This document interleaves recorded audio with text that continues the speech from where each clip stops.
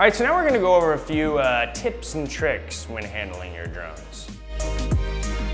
Right off the bat, know your local laws and ordinances when it comes to flying drones. Generally, don't fly too close to an airport or a crowded area or in buildings.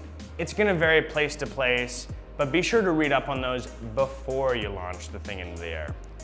Also, read your manual. Seems like a simple piece of advice, but these are complex machines and you're gonna have a much better flying experience if you read the manual first. Once it's up in the air, make sure you maintain a line of sight. These things can very quickly leave your field of vision, and that's where it can become pretty dangerous. On that note, these are complex machines, so don't feel like you need to go into manual right away.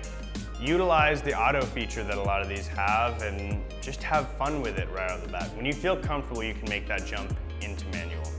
One invaluable piece of advice, plan out your shots before you launch the drone into the air. All these drones only have a limited flight time, and that time can be super valuable if you're trying to get the right shot. So the more time you spend thinking about a shot before you send it into the air, the better it's gonna look overall.